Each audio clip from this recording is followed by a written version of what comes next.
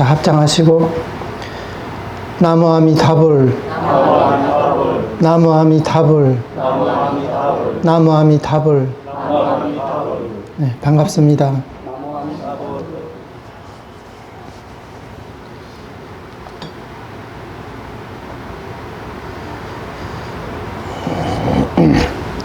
네, 오늘 강의할 내용이 사실 이 서방 일불장 미타장에 들어와서 굉장히 중요한 강의가 될 것 같습니다. 그래서 준비를 좀 많이 하긴 했는데 이걸 제대로 다 풀 수 있을지는 모르겠어요. 네. 자, 이제 우리가 배울 개성이 개성으로 치면 18번째. 그 위에 보면 구신의 덕실이라고 나와 있죠. 신의 덕실이라는 것은 믿음과 의심으로 해서 그게 어떤 덕이 있고 어떤 실이 있느냐, 이제 지금 그 점을 지적하고 있는 겁니다. 자, 이 개성. 만약 사람이 성근을 심었으나 의심하면 꽃이 피지 않고 신심이 청정한 이라야 꽃이 펴서 부처님을 뵐 수 있느니라. 네. 약인 중성근 의즉 화불계 신심청정자 화계 즉 견불. 여기서 한문으로 중자가 잘못되어 있네요. 네, 나중에 이걸 고쳐야 될 것 같아요. 심을 중자를 해야 되는데 가운데 중자가 돼버렸네.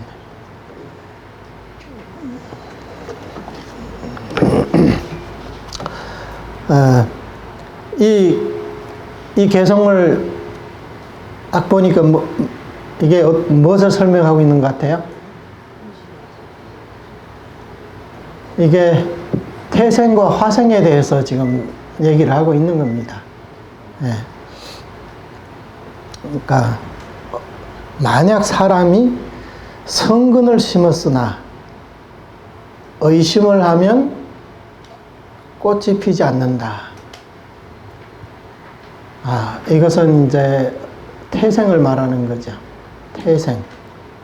신심이 청정한 이라야만 꽃이 피고 부처님을 뵐 수 있다. 이것은 이제 화생에 대해서 얘기를 하고 있는 겁니다. 또한 여기서 만약 사람이 성근을 심으면, 자, 이 얘기가 바로 우리가 연불로 해서 서방 극락세계 왕생하는 데에는 아미타 부처님의 명호가 일체선의 근본이 된다는 뜻입니다. 이 성근에 대해서 성근은 이제 두 가지 각도로 해석할 수가 있어요. 이제 하나는 숙세의 선. 우리가 지난 생에 어떤 선법을 닦았으면 그것이 금생의 성근으로 남게 된다는 거예요.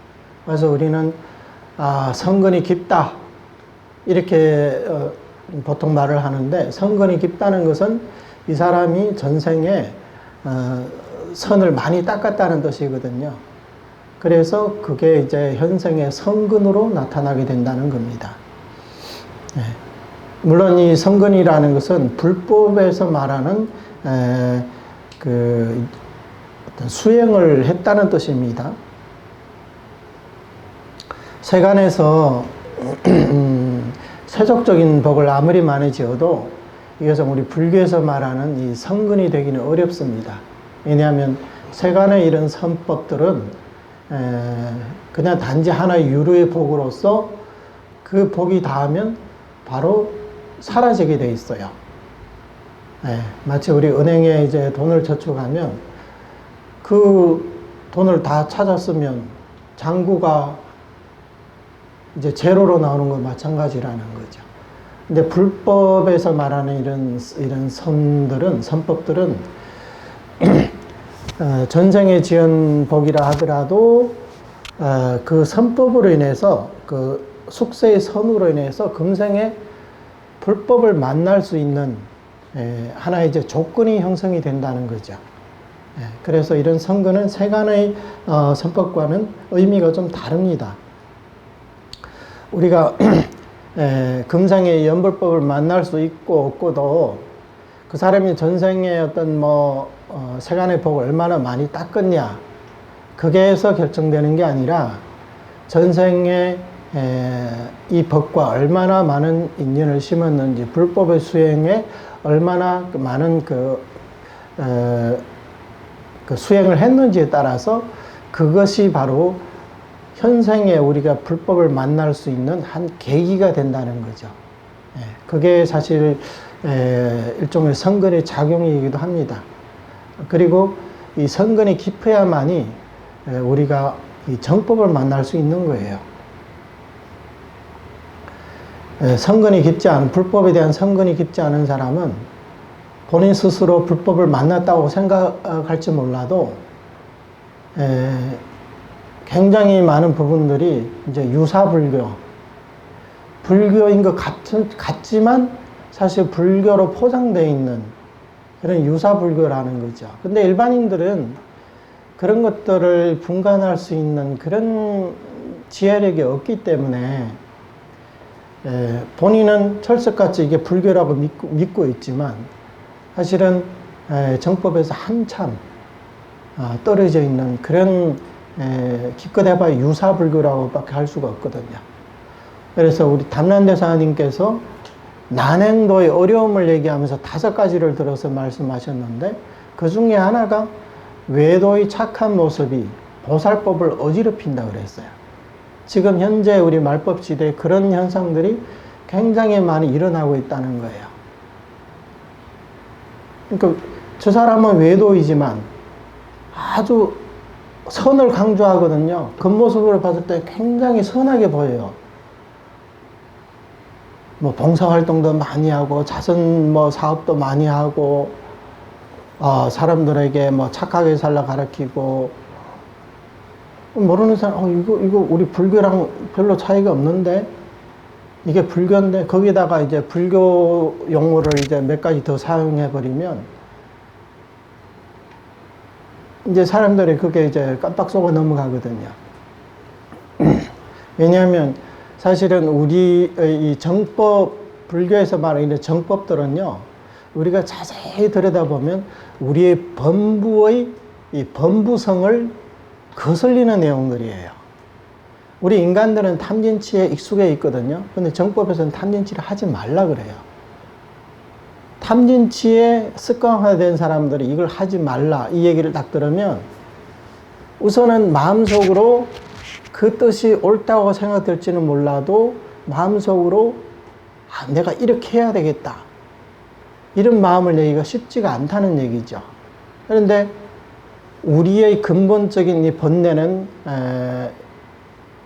이것을 이제 터치하지 않고 우리 범부들의 습성에 맞게 불교 용어들을 적당히 섞어다가 사용을 하면 이 법은 나한테 딱 맞아.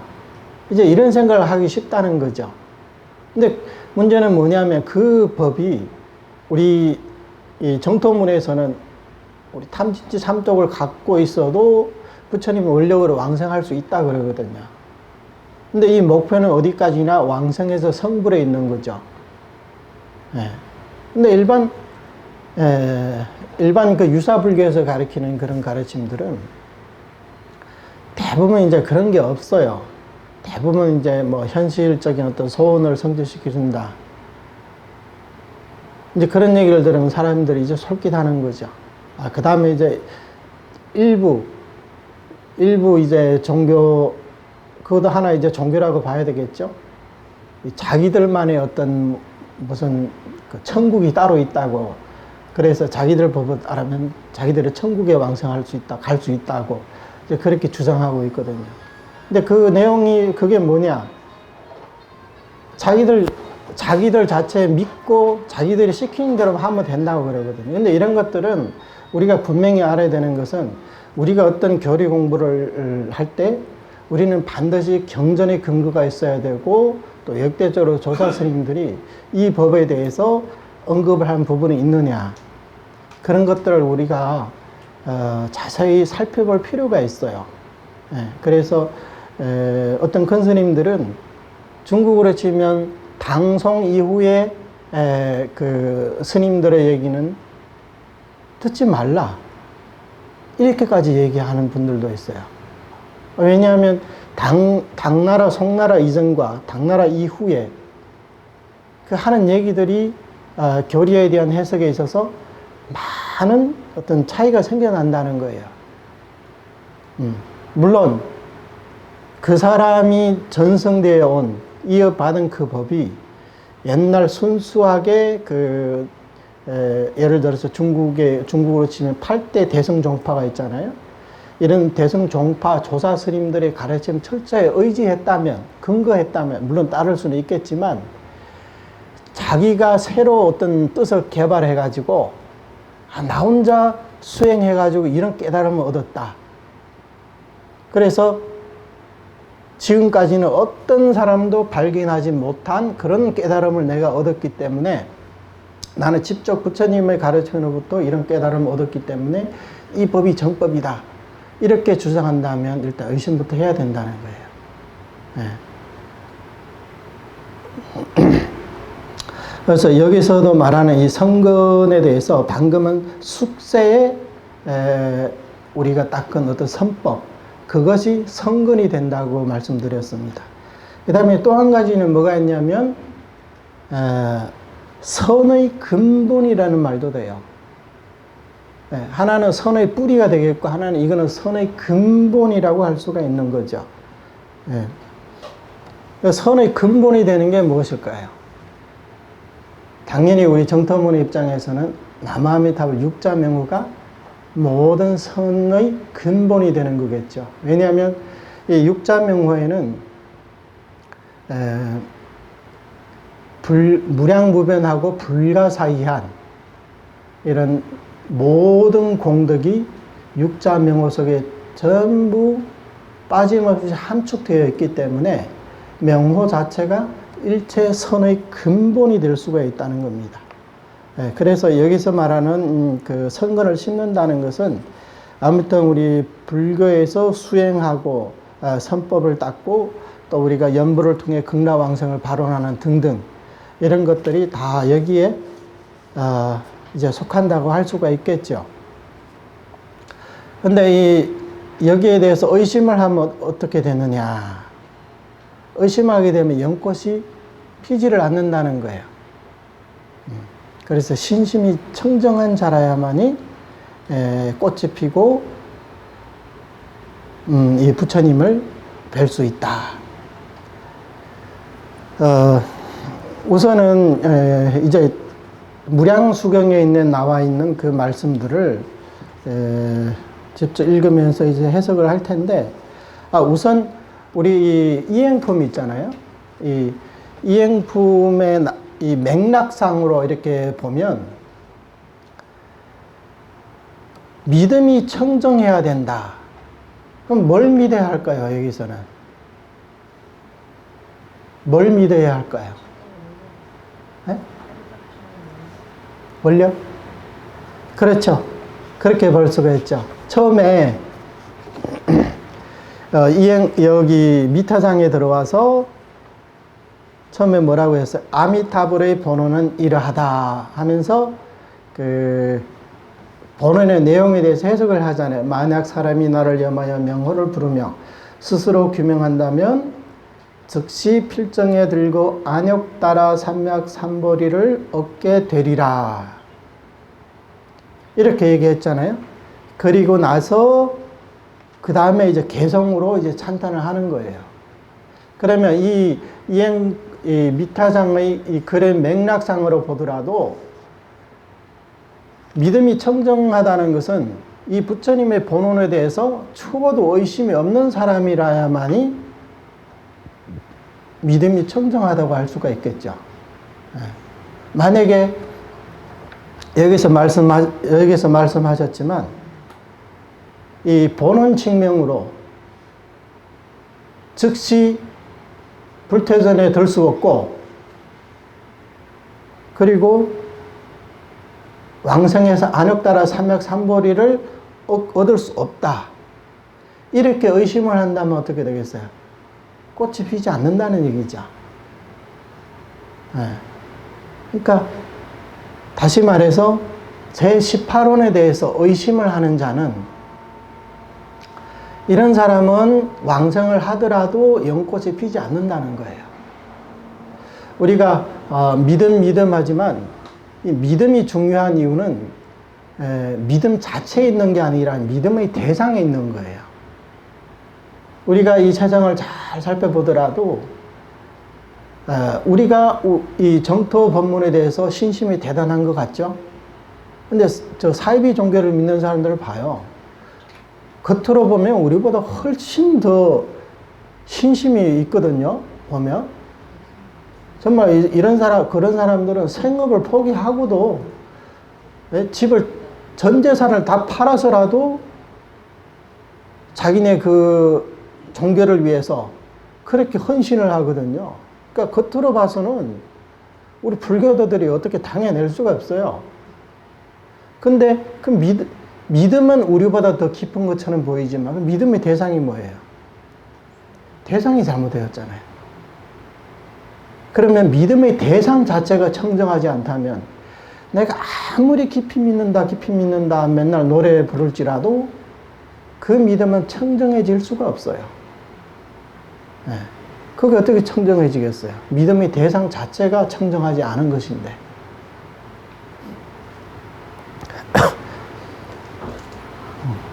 그렇기 때문에 이 믿음의 대상이 어떤 것이냐, 거기에 따라서 이 믿음이 청정하냐, 청정하지 않느냐, 이렇게 나눠진다는 거예요.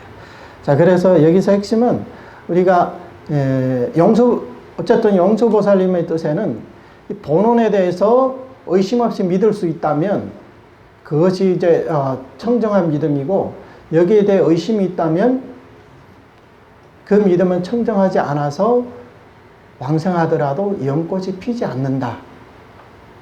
이런 말씀이라는 걸 알 수가 있습니다.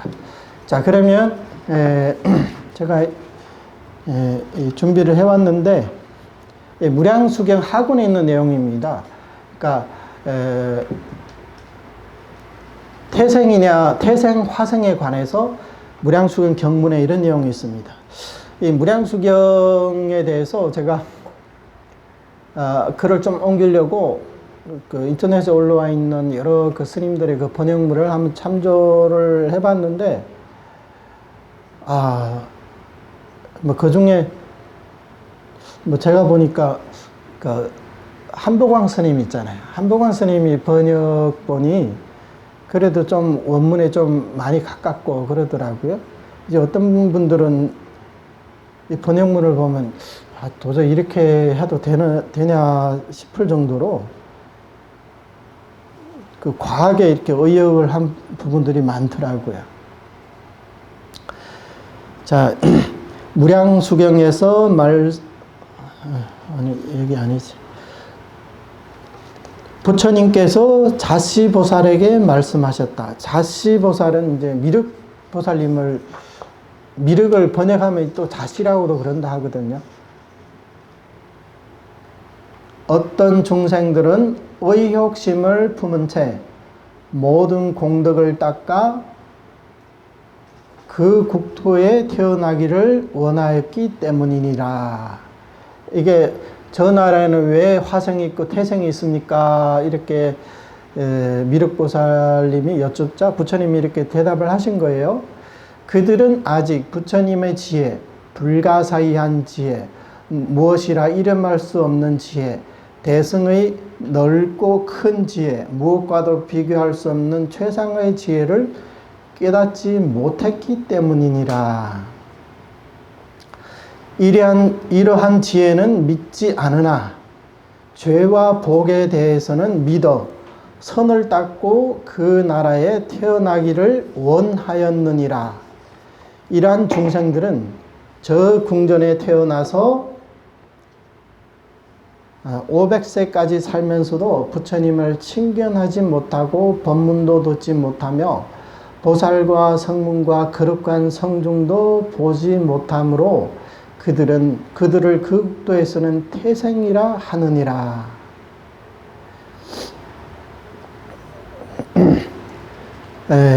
여기에서도 말씀하셨지만 태생을 하는 이유가 뭐냐? 이런 사람들이 의욕을 품는다는 거예요. 의욕심으로 모든 공덕을 닦아서 극락왕생을 발언했기 때문이다. 그래서 그들은 부처님의 지혜, 여기 이제 한문으로는 5가지 지혜로 되어 있습니다.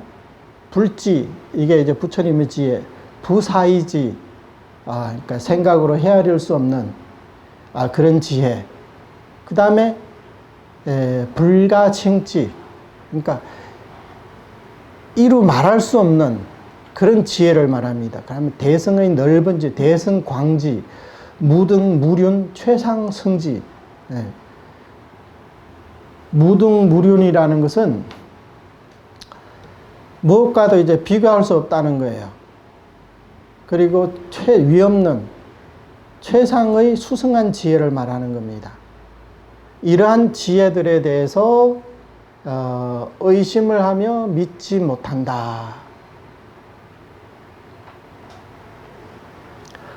이 경문으로 봤을 때는 이 사람이 부처님의 지혜에 대해서 믿지 못하기 때문에 그러하다. 그럼 여기서 우리가 이제 생각해야 될 것은 부처님의 지혜가 무엇이냐? 부처님의 지혜가 무엇이냐? 어떻게 해야만 우리가 부처님의 지혜를 이렇게 분명하게 믿을 수 있느냐? 이게 이제 핵심이겠죠. 그래서 이런 사람들은 이런 부처님의 지혜에서 의심을 하게 된다는 거죠. 그래서 의심을 하면 연꽃이 피지 않는다. 아까 그 개송에서 이제 그렇게 말씀하신 겁니다. 자, 그러면 이제 부처님의 지혜는 무엇이냐? 이제 그거는 이제 그 다음에 이제 설명을 하겠습니다.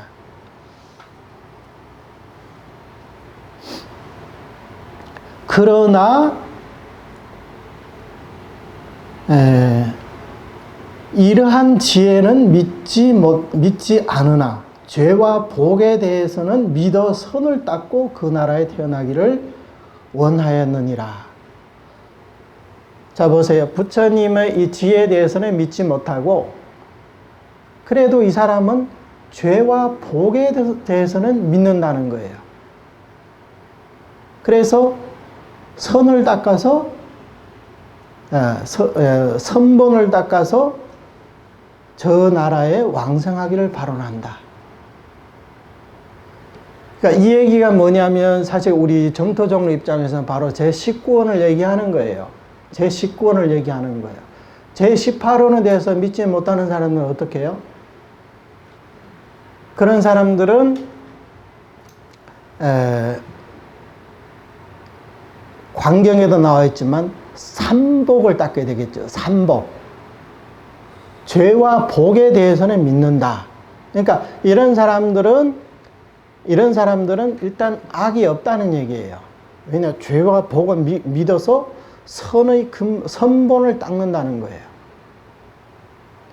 그러니까 여기에서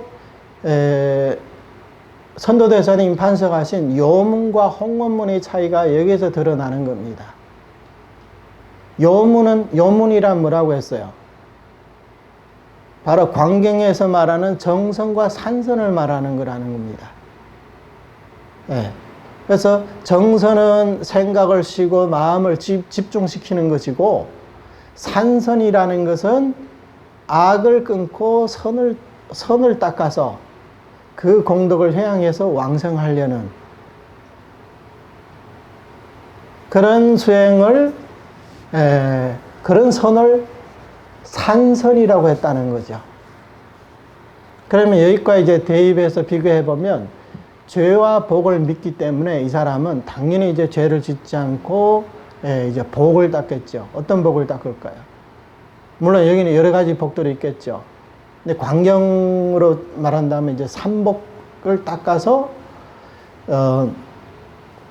삼복 등과 같은 여러 가지 선본을 닦아서 극락왕생을 회양하게 된다는 거죠.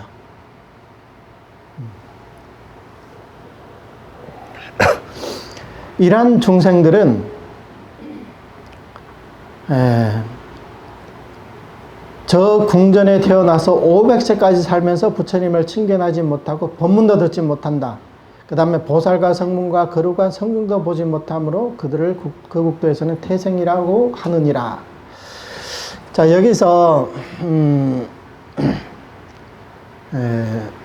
저도 이 부분에 대해서는 예전에는 별로 이제 생각을 안 해봤거든요. 여러분 한번 생각해 보세요. 관무량 수경에 보면 이제 구품왕생이 있죠. 상배부터 이제 상품 상생부터 하품 하생까지 있는데, 상품 상생은 왕생에서 바로 연꽃이 열려 부처님을 뵙게 되고, 그 다음에 상품 중생은 하룻밤낮 동안에 연꽃에 갇혀 있다가 하룻밤낮이 지나면 연꽃이 열리고, 그 다음에 또 이제 다른 분은 이제 또 뭐 1급이 지나고, 뭐 반급이 지나고, 1급이 지나고, 그 다음에 하품하생은 12대급 동안 연꽃에 갇혀 있다 그랬잖아요. 이게 관무량수경에서 설명한 겁니다. 근데 무량수경에 와서 한번 보세요. 구품왕생에 대해서 언급한 부분이 있나요? 구품왕생에 대해서는 거의 언급한 곳이 없습니다. 그게 구품왕생에 대해서 무량수경에서 뭐라고 했냐면, 저 불국토는 청정하고 안온하며 미묘하고 유쾌하고 즐거우니 무의 열반의 경계에 버금가느니라. 그 국토의 모든 성문과 보살과 천신과 사람들은 지혜가 높고 밝으며 신통이 자제하고 모두 같은 모습으로 다른 형체가 없다. 이 얘기는 극락왕생한 중생들은 모두 평등하다는 거예요. 생김새도 똑같고 신통과 지혜, 어떤 자비력 이런 것들이 다 평등하다는 거예요. 이 말씀을 보면 극락세계는 구품의 차별이 존재하지 않아요. 그렇죠? 그럼에도 불구하고 관무량수경의 그 구품의 말씀을 그러면 우리가 어떻게 이해해야 될 것이냐. 문자 그대로 극락세계는 구품이 있구나. 극락세계 왕생하더라도 그 사람이 현생에 공덕을 얼마나 닦느냐에 따라서 극락왕생에도 역시 차별이 존재하는구나. 이렇게 봐야 되는지. 그럼 무량수경에는 어떻게 설했을까? 왜냐하면 이 정토 삼부경은요, 세 경전을 서로 통틀어서 봐야지 그 진위가 드러나지, 어느 한 경전만 갖고 보게 되면 그 완전한 의미를 우리가 파악하기가 어려워요. 예컨대 아미타경에서는 극락왕생하기 위한 방법으로 1일 내지 7일까지 일심불란하면 왕생할 수 있다 했잖아요. 그럼 그 일심불란에 대해서 예로부터 대부분 이제 성도문의 그 조사 스님들이 그 일심불란에 대해서 선정의 어떤 일심불란으로 많이 해석해 온 게 사실이란 말이죠. 그러면 극락왕생의 조건이 반드시 선정의 일심불란이 되어야 된다고 한다면, 그러면 관무량수경에서 말하는 그 구품왕생, 하품왕생은 어떻게 되는 거예요? 중품왕생은 어떻게 되는 거예요? 그리고 그 제18원에서 지극한 마음으로 믿고 기뻐하며 길게는 평생, 짧게는 10번 내지 한 번만이라도 나의 명을 부르며 반드시 왕생한다. 그러면 이 말은 또 어떻게 되는 건지. 그래서 그 하나만 갖고 이렇게 판단을 해버리면 이 부처님의 본원을 파악하기가 쉽지가 않다는 거예요. 그래서 무량수경에서는 극락왕생에 있어서 차별된 모습을 딱 이 부분에서 설했다는 거죠. 바로 태생과 화생이라는 거예요. 태생과 화생 부분에. 그래서 태생을 하는 사람들은 궁전에 태어나서, 그 궁전이 뭐냐면 사실 이 궁전이라는 것은 극락세계 이 연꽃이 있잖아요. 연꽃을 바깥에서 보면 연꽃 모양으로 생겼다고 합니다. 근데 내부에 있는 사람, 그 연꽃 속에 있는 사람들 봤을 땐 궁전처럼 보인다는 거예요. 그게. 그래서 이제 궁전이라고 이렇게 표현을 하는 거예요. 그리고 무량수경에 보면 극락세계 보살들은 타방국토에 부처님을 친견하러 갈 때도, 공양 올리러 갈 때도 궁전이 따라다닌다고 했어요. 궁전을 타고 다닌다는 거예요. 그러니까 이 궁전이 뭐냐? 우리가 겉들어 봤을 때 바로 연화되는 거죠. 예, 우리가 봐서 연화되지만 그 사람은 그 속에서 궁전과 같이 이렇게 보인다. 내부는 궁전과 같이 보인다는 거예요. 그래서 저 궁전에 태어나서 500세 동안에 거기서 나올 수가 없다. 이게 바로 태생이라는 거죠. 예. 본래 이제 태생이라는 거, 엄마 뱃속에서, 태라는 것은 엄마 뱃속에서 10개월 동안 사람이 있다가 나오잖아요. 그러니까 그것을 이제 비유를 한 것인데, 물론 우리가 극락왕생하면 당연히 이제 부모의 배를 빌려서 나오는 건 아니겠죠. 하지만 연꽃 속에 갇혀서 못 나오는 모습이 엄마의 그 뱃속에 있는 그것과 비슷하다고 해서 태생이라고 이렇게 표현을 한 거죠. 예. 사실은 실제는 그런 태생이 아니라는 거예요. 그래서 여기에서 500세, 이 500세와 광경에서 말하는 300구품에서 말하는 그 연꽃 속에서 갇히게 되는 그 시절이 다 다르잖아요. 어떤 사람은 빨리 나오고 어떤 사람은 늦게 나오고. 그래서 이 두 가지를 비교해서 본다면 우리는 이것을 알 수 있다는 거. 이 500세라는 것이 바로 구품왕생을 뜻한다. 이렇게 볼 수가 있는 거예요. 예. 그러니까 구품왕생을 통해 가지고 연꽃에 갇혀있는 이 시간이 각각 다르지만 무량수경에서는 뭉뚱그려서 500세라고 이렇게 표현을 한 거예요. 그러니까 이 500이라는 것은 딱 우리가 인간 세상에서 말하는 그 500세라고 이렇게 단정을 지을 게 아니라 이것은 이제 그 인도에서 항상 이제 흔히 말하는 거예요. 말만 하면 500장자가 어쩌고 500국내가 어떻고 또 뭐 84,000, 84,000 이 경에도 그렇게 많이 나오거든요. 근데 뭐 500장자가 왔다 해가지고 세어보면 다 한 명도 차이 나지 않고 딱 500명인가요? 그렇지는 않다는 거예요. 그러니까 대략적인 숫자를 얘기를 한 거예요. 예, 그러니까 이 500세라는 것도 이게 좀 더 줄을 수도 있고 더 늘어날 수도 있다는 거예요. 그래서 무량수경에서는 이렇게 간략하게 이렇게 표현을 했다는 거죠. 그래서 보통 중국에서 흔히 우리가 이제 13대까지 내려오는 정토종의 이 계열이 있다고 하는데 대부분 송나라 이후에 그런 이 정토에 관해서 이제 관한 이런 저술들을 보면요.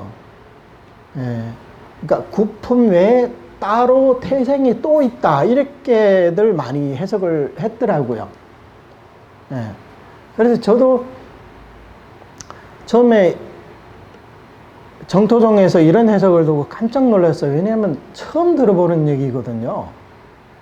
예전에도 태생에 대해서 궁금하기는 했지만 뭐 다들 이 태생은 구품 외에 부처님의 지혜를 의심하는 사람들이 변두리에 태어난다. 500세 동안 나올 수가 없다.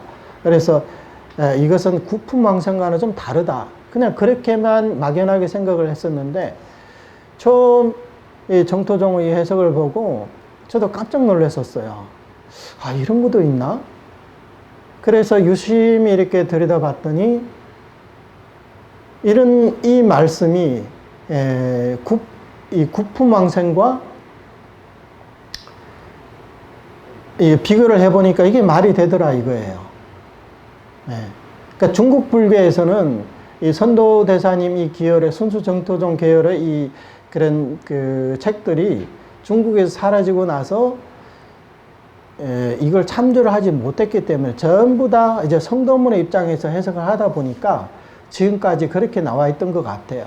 근데 반면에 일본을 치면요. 일본에서는 이런 순수정토의 가르침이 지금까지도 그대로 이렇게 이어져 내려오고 또 역대 수많은 선지식들이 거기에 대한 수많은 해석들이 있어요. 책들이 정토에 관해서 굉장히 활발하게 연구를 하셨거든요. 그건 뭐가 같냐? 우리 한국에서 한국 불교 하면 대표적으로 뭐라고 그래요? 가나선 그러잖아요. 가나선. 그 일본 불교 대표 불교가 뭐냐면 정토예요. 거기는. 그러니까 정토종의 세상이라고 이렇게 봐도 과언이 아니라는 거죠. 네. 그래서 이 말씀에 대해서 뭐 선도대사님이나 아니면 뭐 담란대사님이나 이렇게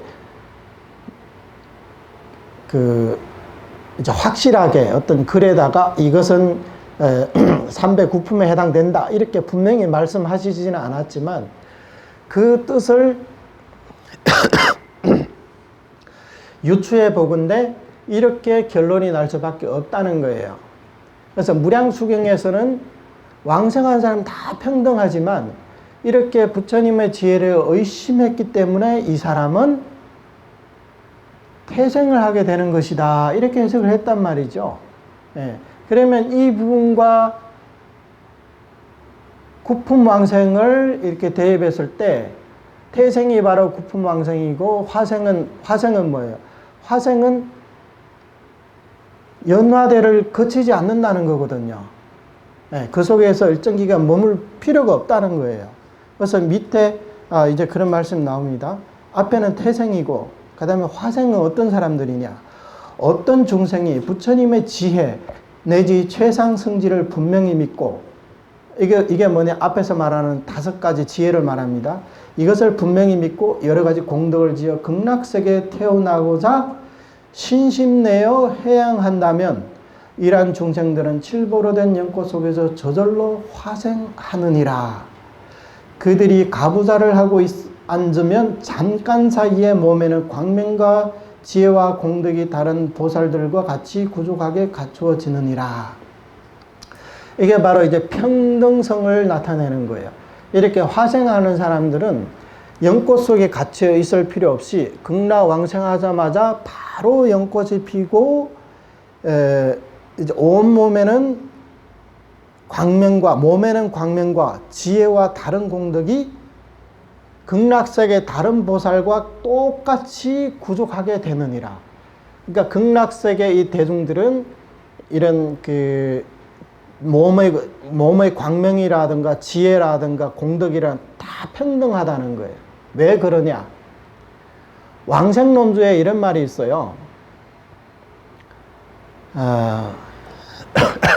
극락대중은 정각의 꽃에서 태어난다 그랬어요. 정각의 꽃이란 뭐냐? 아미타 부처님의 성불의 공덕을 말하는 거예요. 그래서 연불에서 왕생하는 중생들은 이미 우리가 현생부터 아미타 부처님의 모든 공덕을 나의 공덕으로 삼았기 때문에 극락세계에 태어나자마자 우리의 공덕은 부처님의 공덕과 똑같이 된다는 겁니다. 이게 굉장히 파격적인 얘기거든요. 근데 어쨌든 이게 우리 정토종의 이런 상승 논석, 다시 말하면 이행품이라 우리가 지금 배우고 있는 이행품, 왕생론, 왕생론주, 안락질, 그 다음에 선도대사님의 5부 구권을 비롯해서 전부 다 한결같이 이렇게 말씀을 하고 있는 거예요. 이런 부분들이 전부 다 극락세계는 보토의 경계다. 대승성근계. 이렇게 얘기를 하고 있거든요. 그게 뭐냐. 대승성근계는 이승과 불구자들이 태어날 수가 없다. 이것도 이제 왕생론에 나와 있는 말씀인데 이승의 근기들은 극락세계에 태어날 수 없다는 거예요. 설사 만약에 이미 극락세계에 이승이 태어났다면 이 사람은 이름만 이승이지 실제로는 이승이 아니라는 거예요. 왜? 전부 다 이미 대승의 보살에 해당되기 때문에. 그래서 극락왕생한 사람들은 이승이 없고 범부도 없고 또 장애인도 없다는 게 불구자도 없다는 거예요. 현생에서 내가 어떤 장애를 입고 있다 하더라도 극락왕생하면 완전히 부처님과 똑같은 그런 32상 80종호를 구족하게 된다는 거죠. 그러면 여기서 우리는 부처님의 지혜를 분명히 믿는다. 그 다음에 여러 가지 공덕을 지어 극락세계에 태어나고자 한다. 이 부분에 대해서 이제 한문에서는요, 뭐라고 되어 있냐면,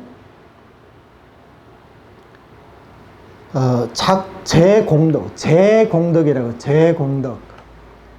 제공덕이라는 것은 수많은 공덕 아니면 모든 공덕을 닦아, 모든 공덕을 지어서, 이렇게 해석할 수도 있는데, 이 모든 공덕이라는 것이 어떤 것이냐?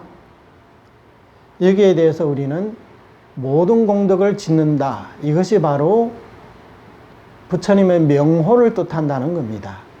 부처님의 명호를 뜻한다는 겁니다. 처음에 이렇게 해석을 들으면 이게 왜 부처님의 명호를 뜻하는 것이냐? 글자 그대로 모든 공덕을 닦는 것이다. 그러면 여기는 발보리심도 해당될 거고 육바라밀이라든가 이제 온갖 이런 수행 공덕들이 다 포함되어야 되지 않느냐, 이렇게 생각할 수도 있다는 거죠.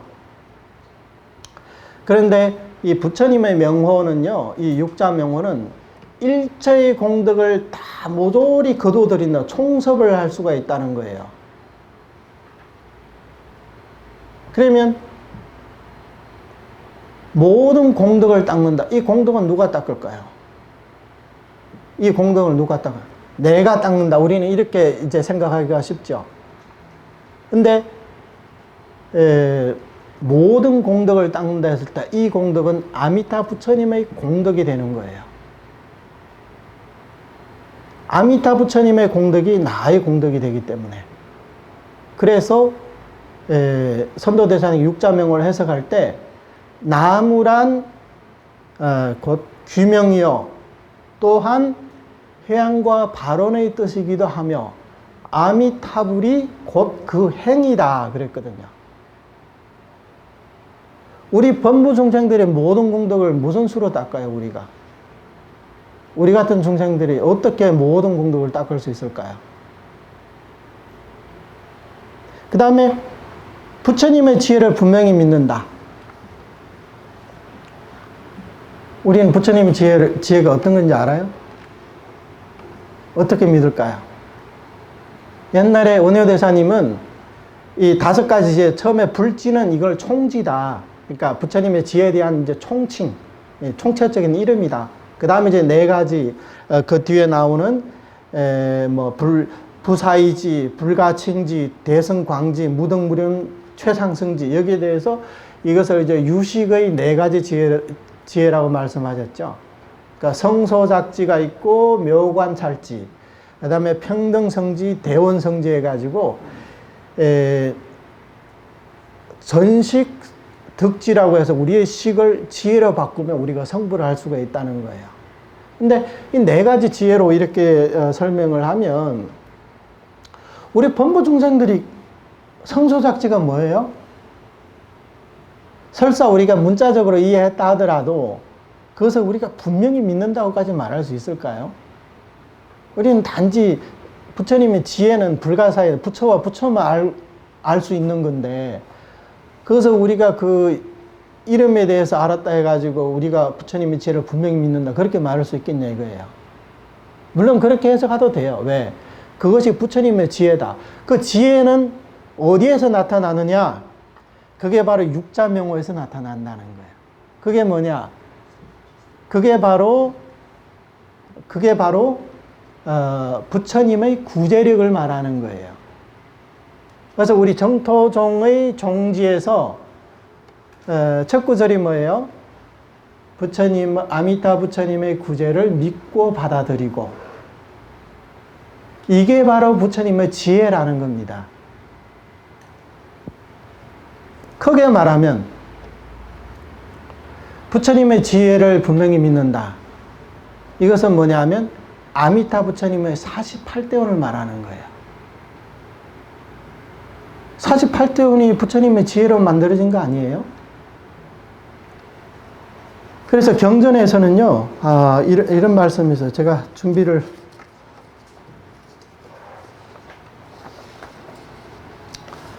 여러 가지로 좀 준비를 했는데, 무량수경에 이런 말이 있어요. 열의 지혜 바다는 지혜 바다다.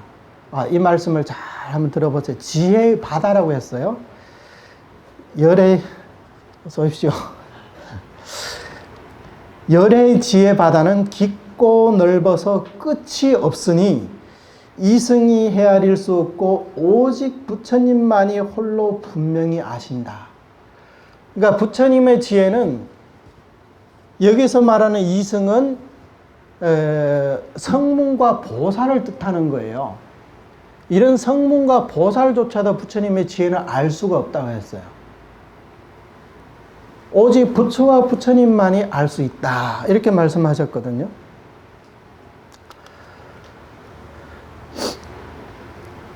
근데 제18원의 그 성취개송이 있어요. 성취개송. 이게 또 하나 있고, 그 부처님의 본원력으로 이름 듣고 왕생하고자 하면 모두 저 나라에 왕생하여 저절로 불태전을 이루게 되리. 한번 잘 들으세요. 그 부처님의 본원력으로, 이게 이제 본원력이 들어갑니다. 네. 그래서 그 이름만 듣고 왕생을 발언하면 모두 저 나라에 왕생하여 저절로 불태전에 이르게 되기. 거기서 왕생의 방법에 대해서는 부처님의 명호를 듣고 왕생을 발언만 하면 다 왕생할 수 있다. 그래서 이 선도대사님의 그 개성 중에 이런 말이 있거든요. 미타 지원내 신광 무해저 문명 요광생 계실 도피안. 이제 번역을 하면 아미타불의 지혜 원력의 바다는, 자, 여기는 지혜 원력이라고 표현했어요. 그러니까 이 원력 자체가 부처님의 지혜라는 거예요. 원력 자체가 부처님의 지혜라는 거예요. 이 원력의 바다는 깊고 넓어서 끝이 없으니 그 이름 듣고 왕생하고자 한다면 모두 저 나라에 왕생하게 되리. 이 역시 앞에는 지혜 원력의 바다는 깊고 넓어서 끝이 없으나, 사실 이거는 48대운을 말하거든요. 근데 그 이름 듣고 왕생하고자 한다면 모두 저 나라에 이르게 되리. 이것은 제18 연불 왕생운을 얘기하는 거예요. 네. 그러니까 이렇듯 본원력, 원력, 이것이 바로 지혜라는 거예요. 아미타 부처님의 지혜가 바로 여기 있다는 거예요. 그러니까 현실적인 사례를 들더라도 우리가 이 스마트폰, 요즘에 스마트폰 누구나 다 사용하잖아요. 스마트폰을 만드는 사람은 기술력이 대단해야 되겠죠. 네. 근데 사용하는 사람은 어때요? 우리도 그렇게 다 알아야 되는 거예요. 그러니까 그 사람의 모든 지혜가 이 기계 속에 들어있다는 거예요. 그렇죠? 그러면 만약에 사용하는 사람도 그 기술력이 있어야 된다, 이렇게 얘기하면 이 세상에 스마트폰 사용할 사람 몇 명이 되겠어요? 그 사람의 지혜를 우리가 편리하게 사용할 수 있는 게, 그게 바로 그 사람의 지혜 아니겠어요? 내가 지혜가 높은데 나의 지혜, 나의 이 지혜의 이 결정체, 이 나의 상품을 사용하려면 나만큼 지혜가 있어야 된다, 이렇게 얘기하면 누가 그 제품을 사용하겠어요? 그러니까 우리에게 있어서 부처님의 지혜를 분명히 믿는다는 것은 뭐냐? 바로 아미타 부처님의 본원을 분명히 믿는다. 거기에서도 핵심적으로 연불왕생원을 제대로 믿는다. 제가 이렇게 얘기를 했지만 이 말의 증거가 어디 있어? 이행품이 바로 증거잖아요. 믿음이 청정해야 꽃이 핀다. 그 믿음이 뭐예요? 앞에서 말한 아미타불의 본원은 이와 같다. 이것을 믿어야만이 믿음이 청정한 사람이라고 할 수가 있다는 거죠. 그런데 우리는요, 이런 믿음에 대해 가지고 많은 사람들이 의심을 하거든요. 야, 연불만 해서 어떻게 왕성하냐. 여러 가지 공덕을 닦아서 함께 회양해야 왕성할 수 있지. 그래서는 왕성을 못한다. 그래가지고 물론 이제 연불도 하겠지만 그렇다고 연불만 바라보고 있을 수는 없다. 그래서 죽기 살기로 이제 잡수잡행을 하게 된단 말이죠. 그러다 보면 오히려 이제 길은 점점 더 멀어진다는 거예요. 우리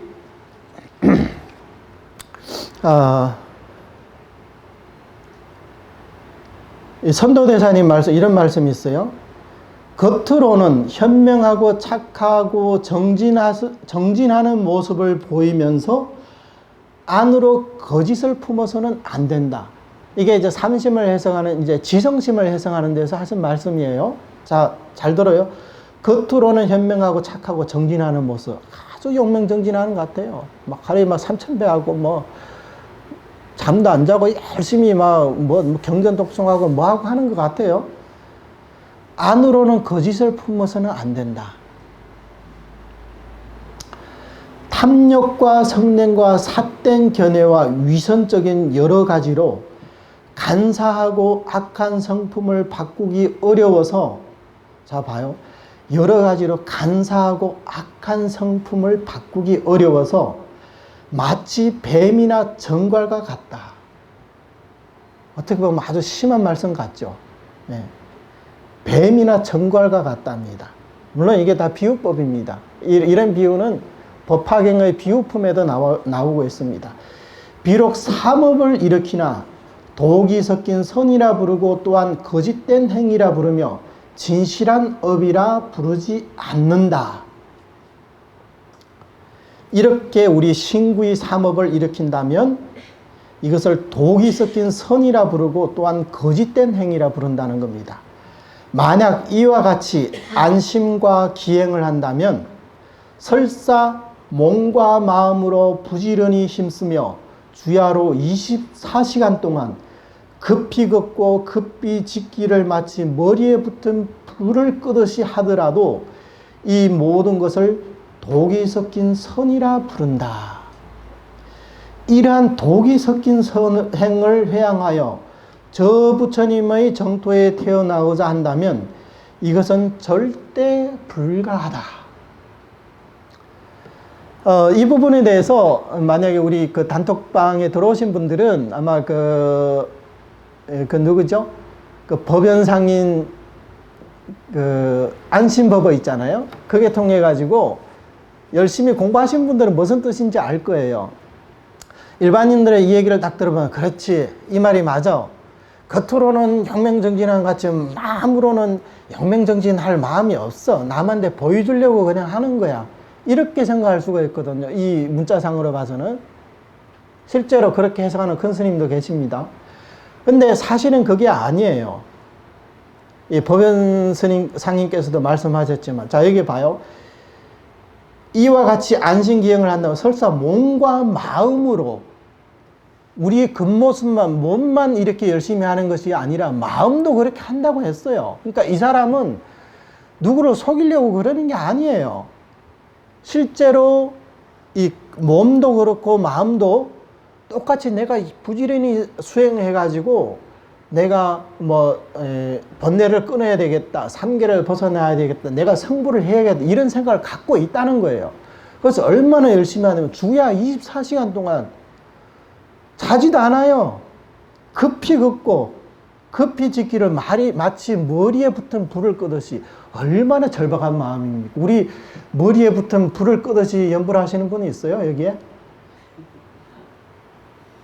머리에 불이 붙었는데, 내 잠깐 쉬었다가 다시 끌게. 이렇게 생각하는 사람은 없을 거예요. 근데 이 사람은 이렇게 한다는 거예요. 그럼에도 불구하고 이 사람은 어떠하냐? 이 모든 것을 독이 섞인 선이라 부른다는 거예요. 왜냐하면 우리 일반 범버 중생들은요, 내가 보리심을 일으키고 삼복을 닦고 육바라밀을 닦고 이렇게 해야지 공덕이 많을 거야, 이렇게 생각을 하거든요.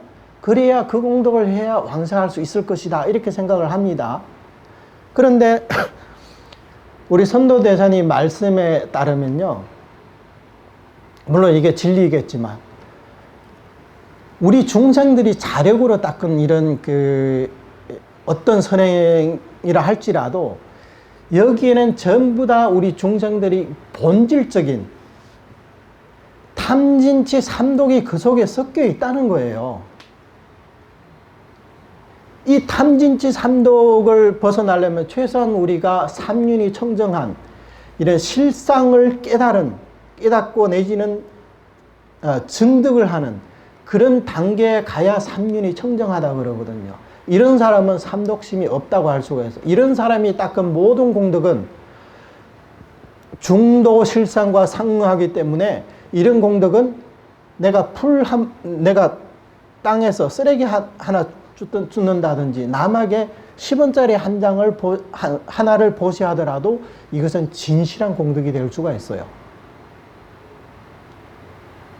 그렇지만 우리가 실상을 깨닫지 못한 이상은요, 우리 지구보다 더 많은 칠부로서 사람들에게 보시를 하더라도 그것은 진실한 공덕이 아니라는 거예요. 이 이치는 금강경에 잘 나와 있죠. 여러분 금강경 다 읽어보셨잖아요. 금강경에 보면 이런 얘기 수도 없이 나오잖아요. 칠보로서를 보시를 한다가 또 어떤 사람은 목숨을 가지고 내 몸을 보시를 해요. 이렇게 아침에도 보시하고 점심에도 보시하고 저녁에도 보시했지만 남들에게 사국에 하나 가르쳐주는 공덕보다 못하다. 제가 지어낸 얘기 아니죠? 왜 그러냐? 바로 실상을 깨닫고 못 깨닫고의 차이라는 거예요. 우리가 아무리 많은 보시행을 하고 뭐 인욕을 하고 뭐 지계행을 한다 하더라도 우리가 만약에 실상을 깨닫지 못한다면 탐진치 삼독은 우리의 마음속에 도사리고 있다는 거예요. 그래서 내가 어떠한 좋은 일을 하더라도 거기는 삼독심이 섞여 있다는 거예요. 우리가 여기에 감로수가 있다고 생각해 봐요. 그게 뭔지는 모르겠지만 일단 감로수가 있다고 생각해 봐요. 근데 감로수 밑에 약간 한 방울의 그 독약이 있어요. 뱀독이 있어요. 감로수는 좋은 거잖아요. 근데 그 감로수를 컵에다 따르면 이 감로수 좋은 거야. 드셔보세요. 드실 수 있어요? 왜 이 감로수인데 한번 드셔보세요.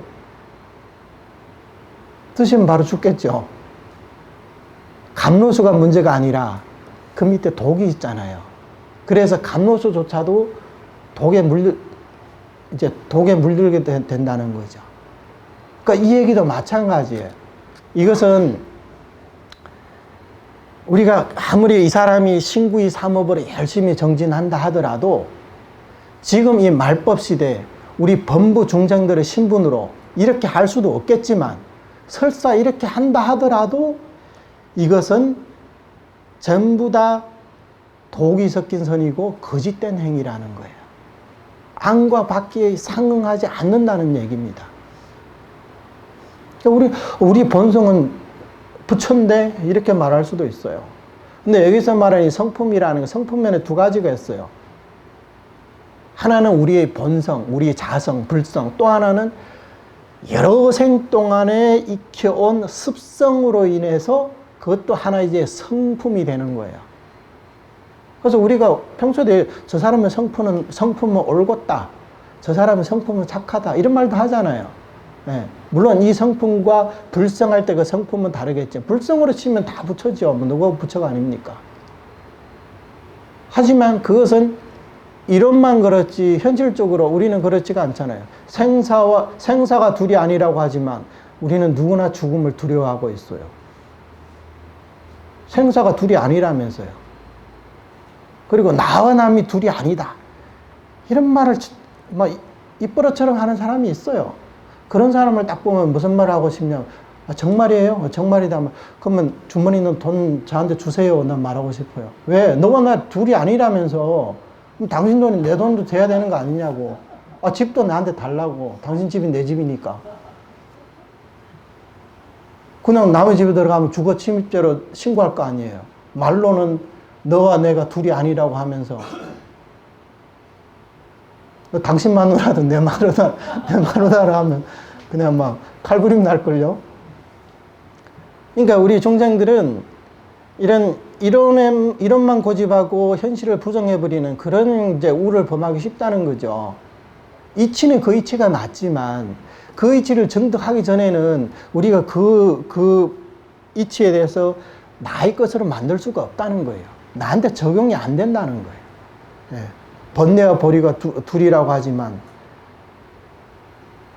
생사열반이 둘이라고 하지만 둘이 아니라고 하지만 말은 그렇게 말하지만 실제로 되냐고요.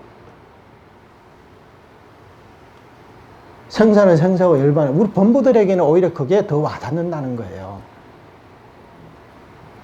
생사와 열반이 둘이 아니라면 솔직히 우리 극락왕생할 필요도 없죠. 실제로 그렇다면 생사가 열반이 둘이 아닌데 지금 여기가 바로 극락세계다. 그래서 지금 오늘날도 이렇게 얘기하는 사람들이 많아요.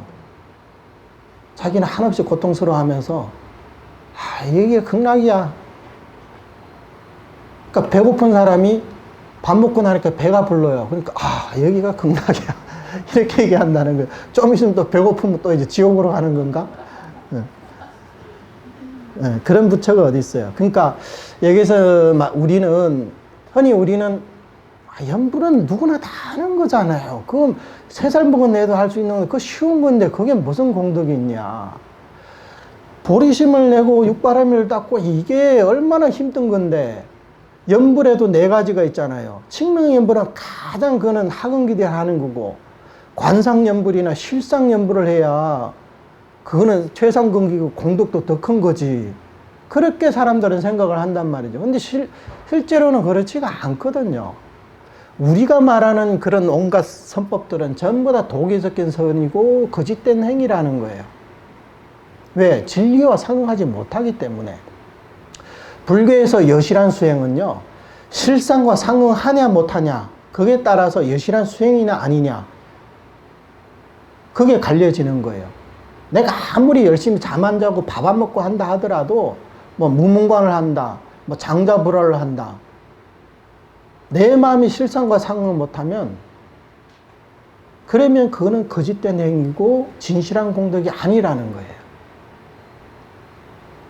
그게 자체가 유의법이거든요. 그래서 무량수경에 또 이런 말이 있거든요. 겸손하고 공경하며 듣고 받들어 행해 뛸 듯이 크게 기뻐하게 되고, 교만하고 피폐하고 게으른 자는 이 법을 믿기 어렵다. 교만하고 피폐하고 게으른 자는 이 법을 믿기 어렵다. 이 말을 딱, 사람은 뭐 지살난 채만 하고 불교 수행도 안 하고 맨날 뭐 누워서 잠만 자고 허송세월을 보내는 사람들을 말하는 게 아니냐, 이렇게 생각하는데 그렇지가 않습니다. 그 얘기가 아니에요. 앞에서 제가 선도대사님 말씀드렸잖아요. 이 사람이 24시간 동안 급히 걷고 급히 짓기를 마치 머리에 붙은 불을 끄듯이 하더라도 이 사람은 거짓된 행위라고 그랬어요.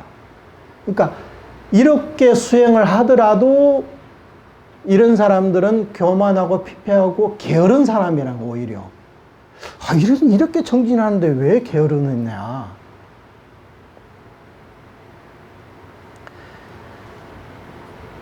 우리 세간에서는요,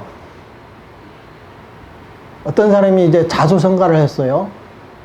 하루에 막 2-3시간 잠도 못 자고 새벽같이 일어나가지고 막 열심히 일해갖고 아주 막 재벌이 됐어요. 이 사람은 참 부지런하다, 열심히 산다, 이렇게 얘기를 할 수가 있겠죠. 근데 우리 불교에 있잖아요. 이 사람보다 게으른 사람이 없어요. 이 사람이 진짜 진리를 위해서 한 걸음이라도 내걸었나요? 한 걸음도 내걸지 않았어. 오히려 점점 멀어지고 있어요. 왜? 세간법에 대한 집착은 날로 늘어나기 때문에. 그러니까 이런 사람은 게으른 사람이라는 거예요. 이거는 이제 불교를 공부 안 하는 사람이고, 불교를 공부하는 사람으로 치면 어떠냐. 이렇게 24시간 동안 용맹정진하도 이 사람은 교만하고 피폐하고 게으른 사람이라는 거예요. 왜? 독이 섞이고 거짓된 행위로 아무리 용맹정진 해봐야 극락왕생은 고사하고 생사해탈도 하기 어렵다는 거예요. 이것을 가지고 우리는 용맹정진을 하지 않는다는 겁니다. 물론 이것은 이제 정토문의 입장에서 이제 그렇게 얘기를 하는 거죠.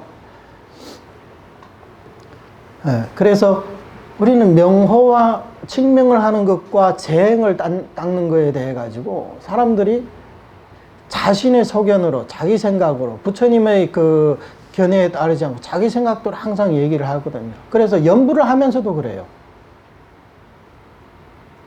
연부를 하면서도 칙명을 하는데 그냥 연불만 해서 안 된다. 반드시 연불을 하는데 어느 청정심이 있어야 되고 연불의 어떤 실력이 뭐 일심불라, 연불삼매 이런 걸 도달해야 왕성할 수 있다. 그냥 하는 연불은 안 된다 그러거든요. 원황생 거사님, 제가 이렇게 거사님 부르는데 어떤 뭐 실력이 필요해요? 박청정심이 있어야 상대방이 알아들어요? 에? 내가 막 일심불란한데야 상대방이 제 말을 알아듣나요? 아니죠? 그러니까 이 연불 법문을 이게 사실 원래 부재 법문인데 자력수행으로 해석하다 보니까 우리가 연불이 반드시 어느 경지에 도달해야 된다. 이런 해석이 나오거든요. 세간에서 우리가 사람 이름을 부르는데, 그러니까 집에서 엄마, 아빠 부르는데, 막 삼매가 있어야 되고, 막 청정심이 있어야 부모가 알아들어요? 그러면 우리가 오늘 여기서 남아함터 부르면 부처님이 안 들릴까요? 내가 삼매가 안 돼가지고, 연불 삼매가 안 되니까 부처님은 내가 아무리 남아함터 불러도 못 들을까요? 아니, 귀머거리가 아니면 듣겠죠. 부처님 천이통을 어디다 갖다 쓰시게요? 예? 우리 세간 중생들도 이렇게 부르면 대답을 하는데, 부처님이, 목소리가 작아서 못 들었나, 부처님이.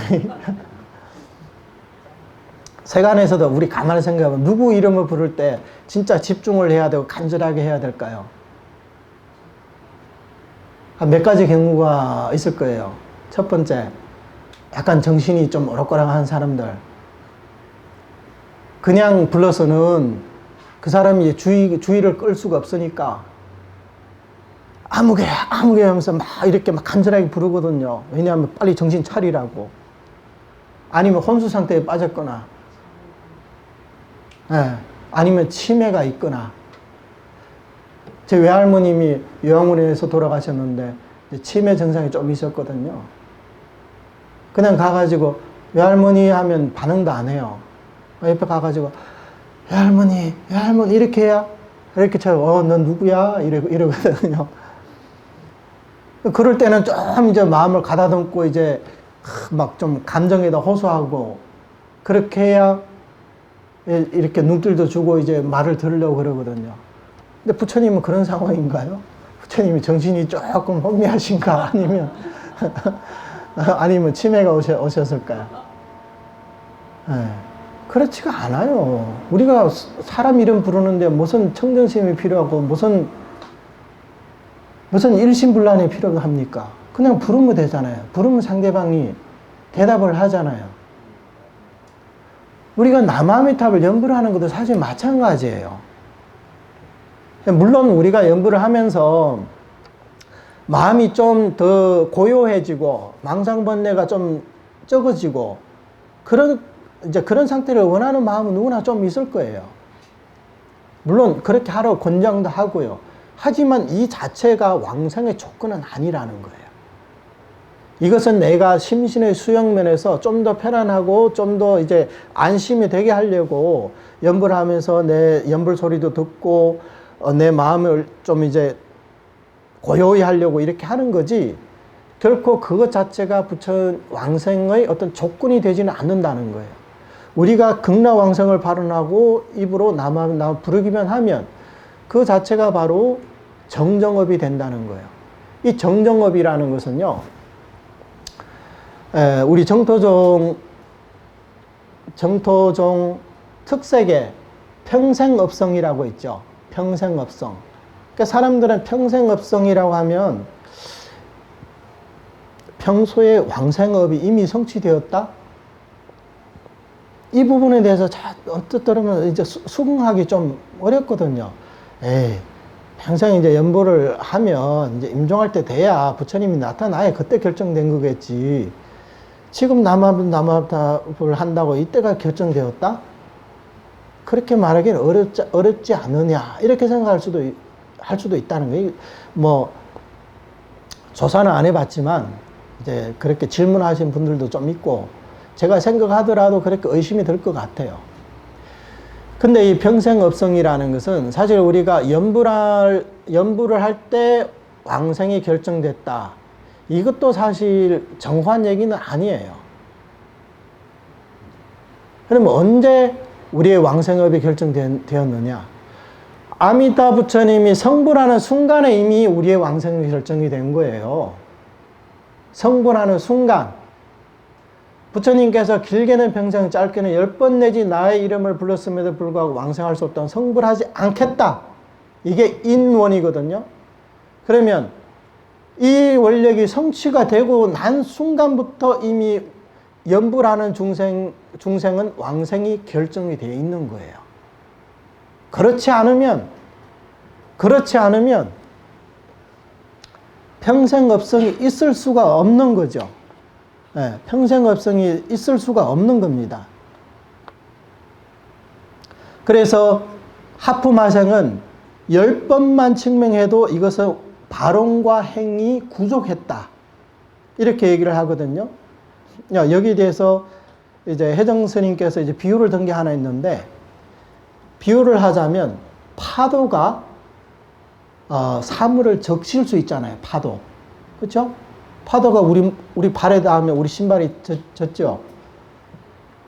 그렇지만 파도가 되고 나서야 사물을 적시는 기능이 생겨난 게 아니라 본래부터 이 물에는 물건을 적시는 그런 기능이 들어있다는 거예요. 그러니까 우리가 나마미타불을 불러서 지금 부를 때만 업성이 되는 것이 아니라 이미 본원 속에 그런 기능이 들어있기 때문에 우리가 지금 연불해서 그게 결정이 된다는 거예요. 예전에도 비유를 들었지만 10년 전에 우리가 사진을 찍어 놨어요.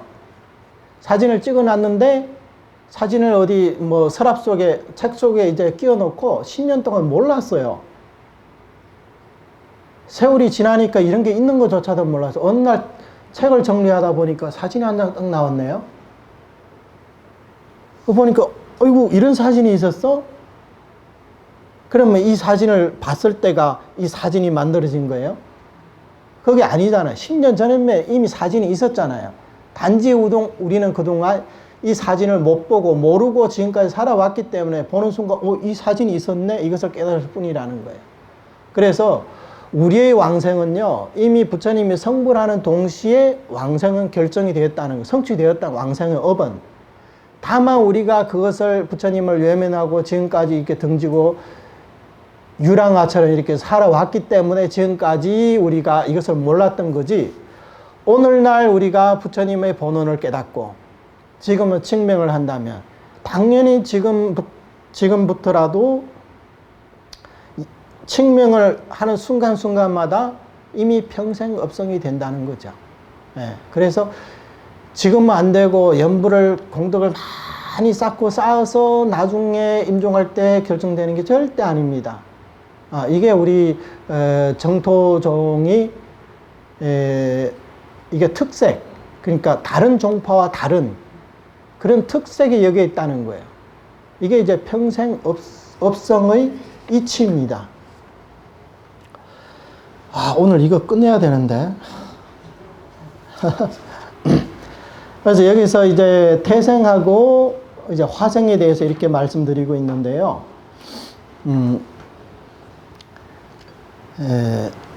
이렇게 여러 가지 공덕, 부처님의 지혜를, 즉 부처님의 원력을 분명히 믿고 온갖 공덕을 짓는다.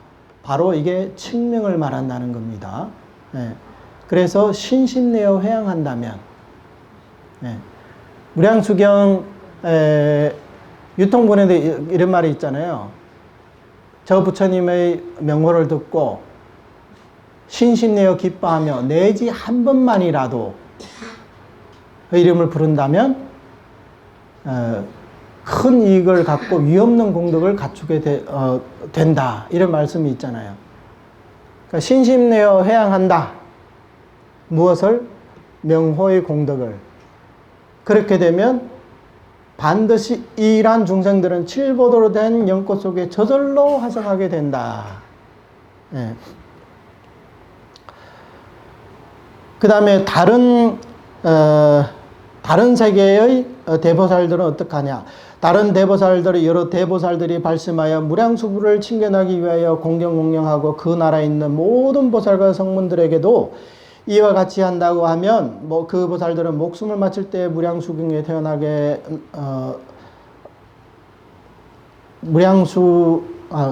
무량수국의 칠보로 된 연꽃 속에 저절로 화생하느니라. 미륵보살이여 마땅히 알아라. 저 화생한 사람들은 지혜가 수성하지만 저 태생한 사람들은 모두 지혜가 없기 때문에 500생 동안 당연히 부처님을 뵐 수도 없고 법문을 들을 수도 없으며 보살과 성문 대중들도 뵐 수 없고 부처님에게 공양을 올리는 법식도 모르고 공덕을 닦을 줄도 모르니라. 마땅히 알아라. 이러한 사람들은 과거 세상으로부터 지혜가 없었으며 의욕심을 가졌기 때문이니라. 이렇게 태생과 화생의 득실에 대해서 부처님께서 이렇게 말씀을 하셨습니다. 그래서 우리는 부처님의 지혜를 분명히 믿을 줄 알아야 됩니다.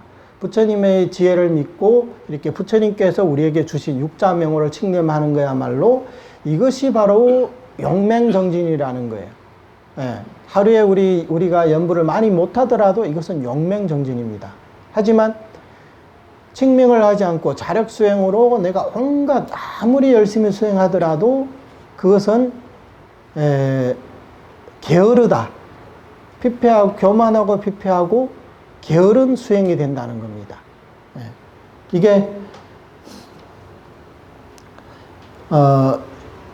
이게 바로 이제 무량수경에서 이제 하신 말씀입니다. 그 다음에 그 밑에 또 있어요. 저 중생들도 역시 이와 같느니라. 부처님의 지혜를 의심한 까닭에 그 변두리 궁전에 태어나 다만 벌을 받지 않으며 악한 일을 저지르는 것도 없다고 해도 500세에 걸쳐 삼보를 칭견하지 못함으로 공양하여 여러 가지 선을 닦을 수도 없느니라. 이러한 것이 바로 괴로움이니 비록 다른 즐거움이 있더라도 오히려 그곳에 처하는 것을 좋아하지 않느니라. 만일 이 중생들이 그 죄의 근본을 알아 스스로 깊이 참여하고 자책하며 그 장소를 떠나기를 원한다면 그대로 무량수불이 계신 곳으로 나아가 공경하고 공양하며 또한 무량무수의 부처님이 계신 곳을 두루 다니면서 온갖 공덕을 쌓을 수 있느니라. 미륵보살이여 마땅히 알아라. 어떤 보살이 부처님의 지혜를 의심하는 자가 있다면 그는 큰 이익을 잃게 되느니라. 그러므로 마땅히 여러 부처님의 위없이 높은 지혜를 분명히 믿어야 하느니라. 그래서 이 부처님의 지혜에 대해서 의심하는 자들은 이제 태생을 하게 되고 이제 큰 이익을 잃게 된다는 거예요. 여기서 큰 이익을 잃게 된다고 했네요. 아까 말씀드린 무량수경의 그 말씀은 어때요? 내지 한 번만이라도 염한다면 이 사람은 큰 이익을 얻게 되고 위없는 공덕을 갖추게 된다. 이게 얼마나 대비가 됩니까? 부처님 명호를 듣고 내지 한 번만 불러도 한 번만 남아미타불을 불러도 이 사람은 큰 이익을 얻는다고 했어요. 근데 이 사람은 이 연부를 믿지 못하고 부처님의 지혜에 대해 의심을 하기 때문에 큰 이익을 잃게 된다고 이렇게 분명히 말씀을 하고 있습니다. 네. 이게 바로 이제 태생과 화생의 차이에 대해서 말씀을 드린 건데요. 이 분명히 부처님의 지혜를 믿는다. 이게 바로 이 연불왕생문을 말하는 것이다. 이렇게 제가 충분히 말씀을 드렸습니다. 그 다음에 이 신심에 대해서 신심이 곧 청정심이다. 신심이 이것도 이제 우리와 이제 연관되어 있죠. 많은 사람들이 연불을 하면서 아무리 연불하도 망상 잡념이 분분하게 일어나거든요. 그래서 아이고 내게 청정심이 없는데 어떻게 하면 청정심에 도달할 수 있을까? 그래서 사실 이런 사람들도 많아요. 연불을 하는데 아이고 연불인이 되기 전에 사람이 먼저 되라. 사람도 안 된 게 무슨 연불을 해야 그게 뭔 소용이 있겠느냐 이렇게 얘기를 많이 하거든요. 그러니까 이것은 뭐냐면 사람 됨됨이하고 연불의 가치를 사람을 우위에 두고 연불을 그 밑에다 둔 거거든요. 그럼 다시 한번 생각해 봐요. 저런 사람들도 그것도 연불하려고 하는데 우리는 더더욱 연불해야 되지 않겠느냐. 아니면 저런 사람들이니까 더욱더 연불해야 되지 않겠느냐. 그러면 사람 됨됨이도 안 좋은 사람이 연불까지 안 하면 어떻게 될까요? 네? 그러니까 우리는 사람마다 근기에 다 다르거든요. 어떤 사람은 타고난 성품이 유순하고 착한 사람이 있는 반면에 어떤 사람은 타고날 때부터 좀 질투심이 많고 화를 잘 내고 탐욕심이 많은 사람도 있어요. 그럼에도 불구하고 부처님께서는 이런 중생을 다 구제하려고 하잖아요. 그러니까 저 사람은 질이 안 좋아. 그러니까 저런 사람은 연불해도 아무 공덕이 없을 거야. 그렇게 생각하지 말라는 거예요. 저 사람은 근기가 저러한데 저 사람이 연불까지 안 하면 어떻게 될까? 바로 사막도로 떨어질 거 아니에요. 그러니까 아무리 욕심 많아도 연불만은 놓치지 마. 오히려 이렇게 얘기하는 게 그 사람한테 덕이 되는 거지. 너 같은 사람은 아무리 연불해도 다 아무 소용이 없어. 이렇게 말할 필요는 없다는 거죠. 신심이 곧 신심이 곧 청정심이다. 이 신심이라는 것은요, 신심, 이게 유식에 보면 51개 심소가 있거든요. 그 심소 가운데 믿음심소라고 있어요. 믿음심소. 믿음심소는 선심소에 속해. 요즘에 번역한 유익한 마음이라는, 유익한 심리라고 했나? 그렇게 번역하더라고요. 이제 번뇌심소에 대해서는 이제 유해한 마음, 이런 식으로 번역하더라고요. 아무튼 거기는 선심소, 착할 선자. 선심소 가운데 맨 처음이 이제 믿음이에요. 그러니까 이 믿음은 우리가 말하는, 세간에서 말하는, 난 당신을 믿어. 이런 믿음과는 차원이 다른 거예요. 그래서 유식에는 뭐라고 하냐면,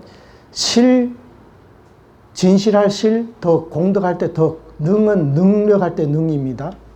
이 세 가지, 실, 덕, 능에 대해 깊은 확신과 기쁨과 욕구를 일으키고 마음이 청정함을 성품으로 삼으며 불신, 그러니까 믿지 않음을 다스리고 선행을 즐기는 것을 업으로 삼는다. 이게 좀 복잡하긴 한데, 이 실이라는 건 진실하다는 거예요. 덕이라는 공덕이 있다. 능이라는 것은 능력이 있다. 무슨 우리를 구제할 능력이 있다. 원래 이 신심소에서 말하는 실덕능은 삼보의 공덕을 말하는 겁니다. 삼보의 공덕. 그러니까 유식에서 말하는 이 믿음심소는 삼보에 대해서 말하는 거지, 인간 대 인간, 나는 너를 믿어. 아니면 나는 돈을 믿어. 나는 하나님을 믿어. 나는 당신의 능력을 믿어. 그런 믿음이 아닙니다. 그래서 유식에서 말하는 이런 심소들은, 신망, 심소 이런 것들은 다 우리의 수행을 돕는 그런 심리학을 말하는 조도 심리학이라고 표현합니다.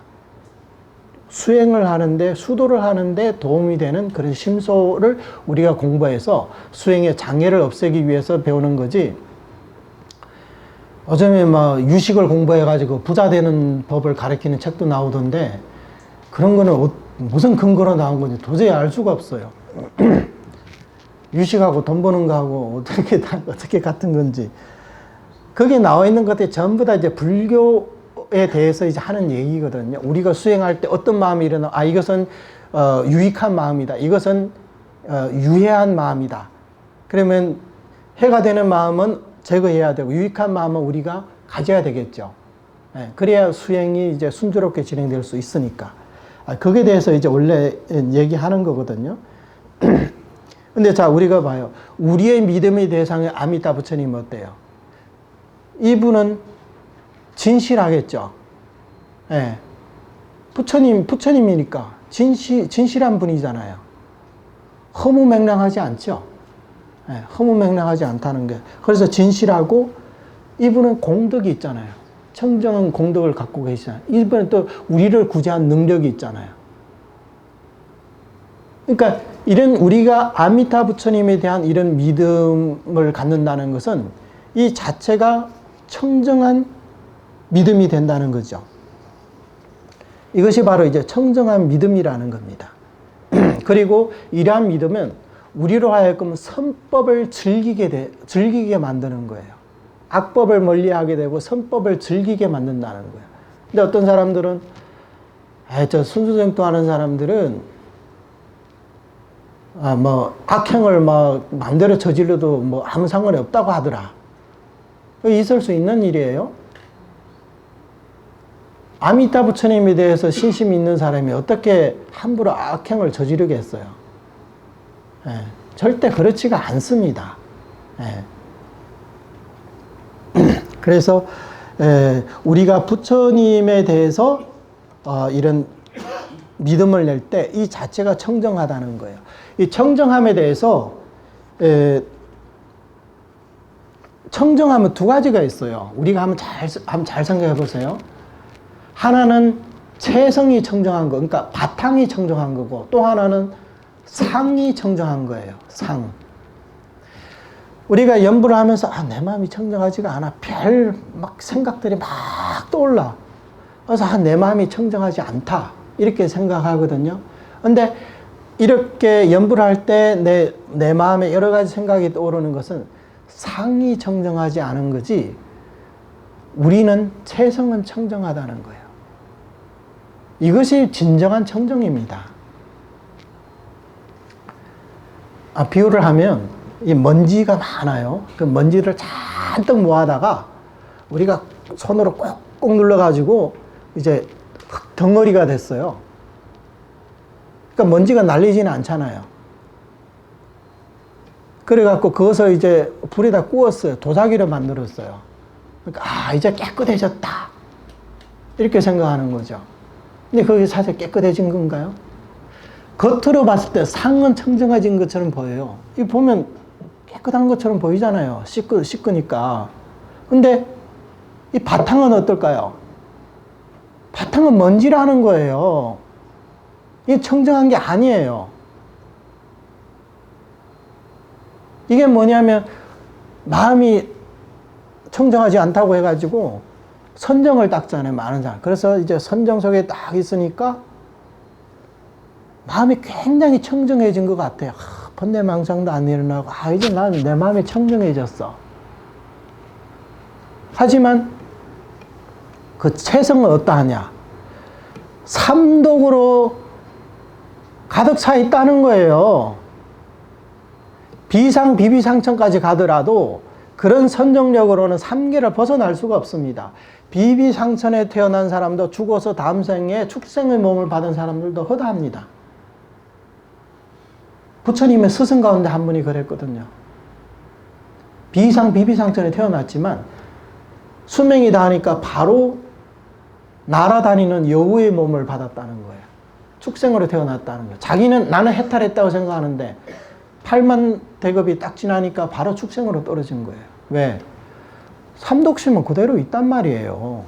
그냥 돌로 이 풀을 딱 눌러버리면 풀이 안 자라는 것 같잖아요. 안 자르잖아요.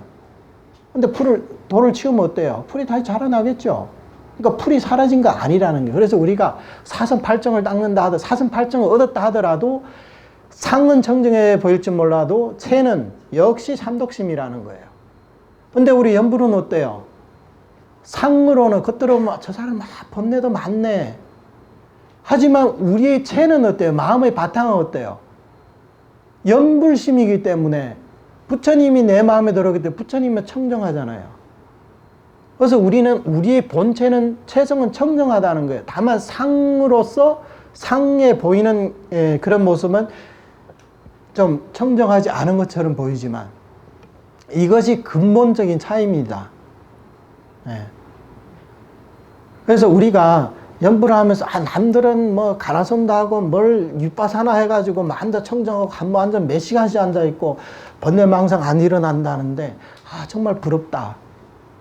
부러울 게 뭐가 있어요? 우리는 연불하는 순간 우리의 마음이 바로 부처라고 했거든요.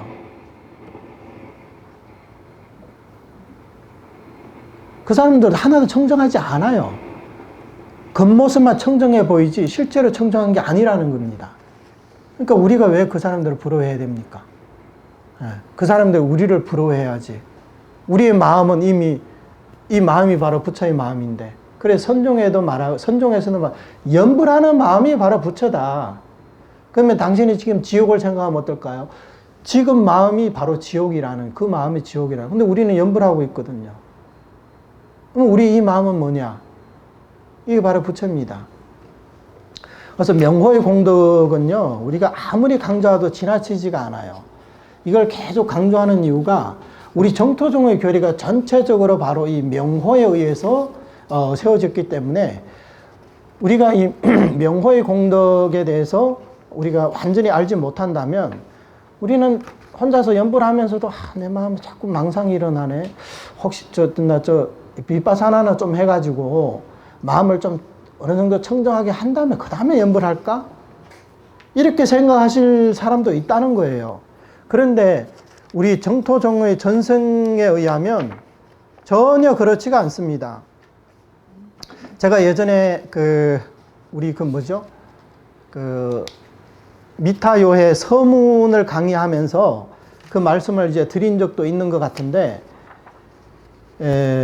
왕생론주라고 담난대사님의 그 글이 있거든요. 거기에서 참 이 말씀도 한번 꼭 드려야 돼요. 거기에 현이분의 이런 말이 있어요. 무량수란 안락정토에 계시는 열의 별호이다. 별호라는 거 다른 부처님과 차별되는 이름. 서가모니 부처님, 아미타불은 다르잖아요.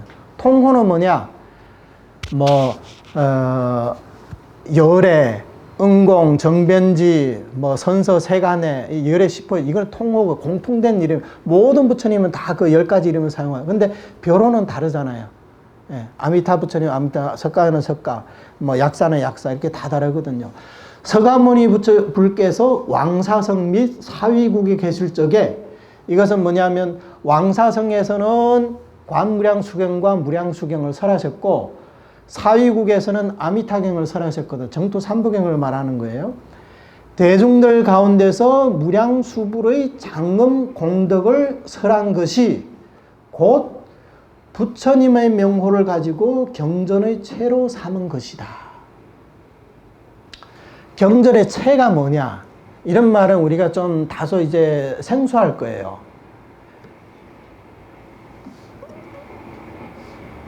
왜 이러지?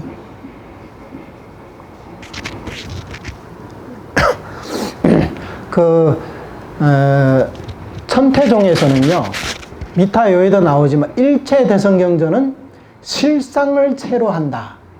이 말은 무슨 말이냐면, 서가모니 부처님은 실상을 완전하게 정득하신 분이잖아요. 그래서 서가모니 부처님의 설법은요, 우리들처럼 저런 질문하면 내가 뭐라고 답을 해야지? 자료 좀 찾아보고, 아니면 혼자서 생각을 좀 해보고, 저 질문에는 내가 이렇게 답을 해야 되겠다. 저처럼 이렇게 복잡하게 자료도 좀 준비도 좀 하고, 참고서 좀 보고, 그렇게 해서 설법하는 게 전혀 아니에요.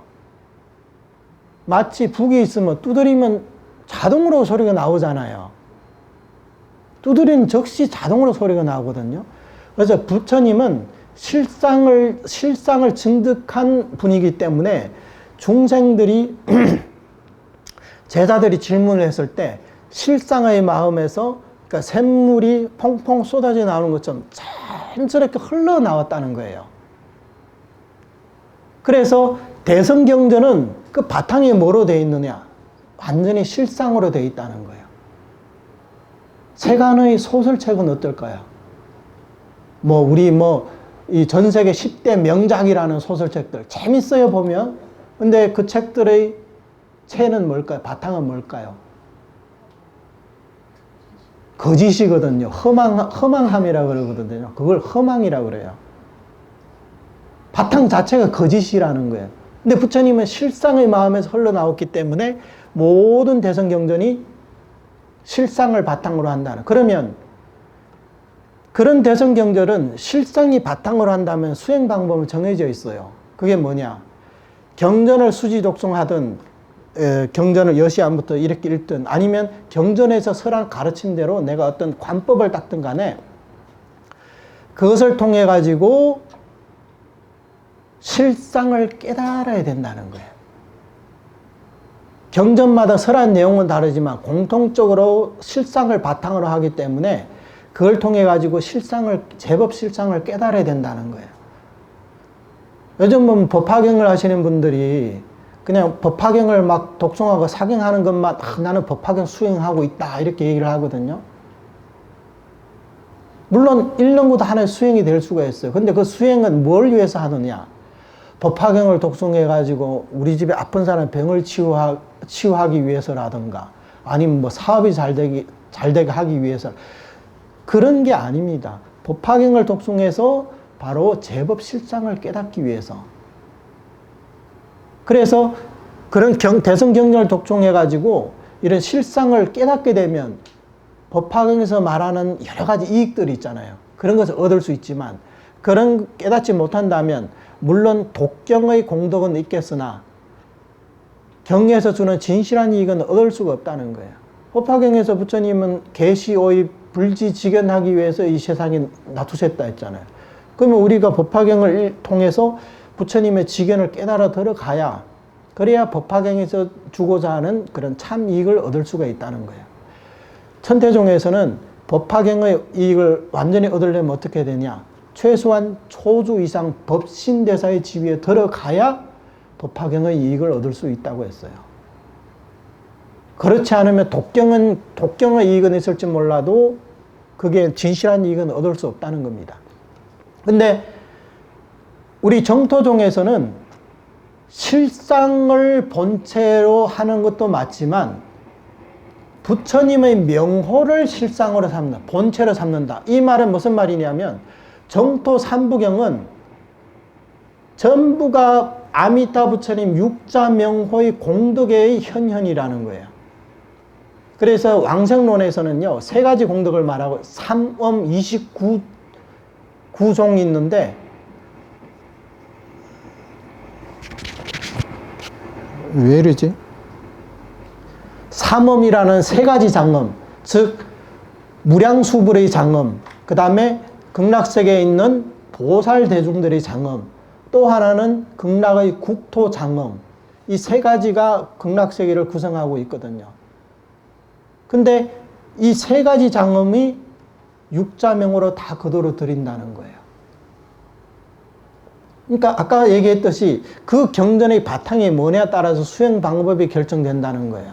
그러면 정토 삼부경의 본체가 육자명호라면 수행은 뭐겠어요? 당연히 칭명이죠. 칭명일 수밖에 없습니다. 왜? 육자명호는 부처님의 공덕입니다. 그래서 이 육자명호로서 이 세 가지 장엄과 29가지 극락의 이런 그 공덕을 전부 다 거두어 드린다는 거예요. 그래서 우리가 극락세계 29가지 그 장엄을 낱낱이 이렇게 물론 관화도 되지만 우리가 나무아미탑을 한번 부르면 그 공덕이 그 속에 다 들어와 있다는 거예요. 이행도가 왜 이행도입니까? 부처님의 명호만 부르면 왕성할 수 있기 때문에 이게 이행도란 말이죠. 이게 왜 이행도가 됐겠느냐? 바로 부처님의 본원이 이러하기 때문에. 왜 본원이 이러하냐? 그게 바로 부처님의 지혜이니까요. 그래서 우리가 부처님의 지혜를 믿고 연불하는 사람은 바로 화생을 하게 되고, 여기에 대해서 육자명고 그건 뭐 6글자밖에 안 되는 그건 무슨 공덕이 있어? 이렇게 해서 의심을 하는 사람은 다시 18원은 못 받아들이면 19원이나 20원으로 넘어가게 된다는 거죠. 그렇게 되면 이제 자력적으로 이렇게 수행을 하게 되는데, 그 근본적인 원인은 뭐냐? 바로 부처님의 원력에 대한 의심이 있기 때문에, 그래서 부처님의 지혜를 분명히 믿지 못하기 때문에 스스로 이런 모든 공덕을 닦아서 해양에서 왕성하려고 한단 말이죠. 그래서 그게 의심의 장애가 돼가지고 이 사람은 극락세계에서 무량수경의 말로는 500세, 관무량수경에는 구품으로 왕성하게 된다는 거예요. 그래서 연꽃 속에서 일정 기간 동안 못 나온다. 우리처럼 분명히 믿고 왕성하는 사람은 뭐라고 했죠? 화생한다. 화생하는 사람은 당연히 그러니까 309품을 초월하게 되겠죠. 그래서 이러한 이치들은 이렇게 교류를 통해서 공부하면 분명하게 이렇게 드러나거든요. 그래서 물론 이와 다른 생각을 가진 사람도 있을 겁니다. 뭐 아전 인순이 하면서 또 자기들의 입맛에 맞게 해석한다 이렇게 말씀할 수도 있는데, 어쨌든 우리의 이 법맥 전승에서는 이 교리가 이렇게 된다는 거예요. 그러면 우리는 우리의 청정한 이 전승이 있는 이 가르침을 우리가 믿고 받아들여서 이렇게 완전히 이런 우리 정토정 조사 스님들 의지하기 때문에 우리는 당연히 이것을 바른 견해로 삼고 이것을 믿고 따른다는 거예요. 그렇게 해서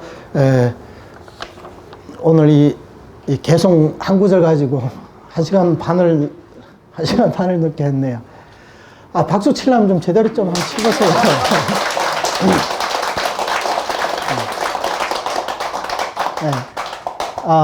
그래서 끝으로 이거 하나만 하고 끝낼게요. 유통분에 아까도 말씀드렸지만 저 부처님의 명호를 듣고서 뛸 듯이 기뻐하며, 이게 바로 환희용약이라는 거예요. 한문으로 환희용약이라고 그러거든요. 기뻐하며 내지 한 번만이라도 염하는 이가 있다면 이 사람은 큰 이익을 얻고 위없는 공덕을 구족하게 됨을 마땅히 알라, 이 말씀이 있어요.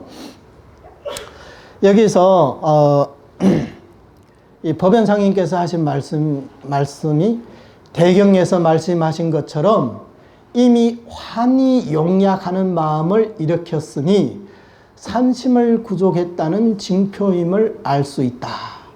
이 사람이 환히 용약한다, 뛸 듯이 기뻐한다, 이 마음 자체가 이미 이 사람은 삼심을 구족했다는 거예요.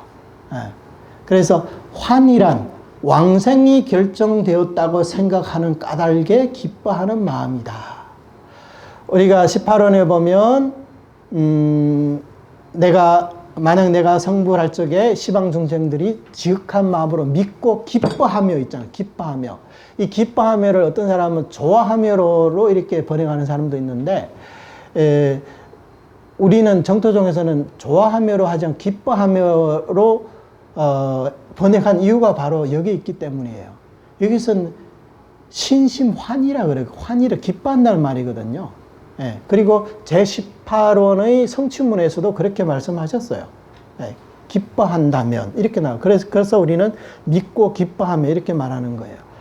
그러니까 이 사람이 환희심이 났다는 것은 왜 우리가 믿고 기뻐할 수 있느냐? 내 왕생이 결정됐기 때문에 나는 기뻐하는 거죠. 여러분 보고 하루에 10만 번씩 10년 동안 하루도 빼먹지 말고 연불하면 왕성할 수 있다. 그러면 기쁜 마음이 생겨날까요? 네? 기쁜 마음이 생겨날까요?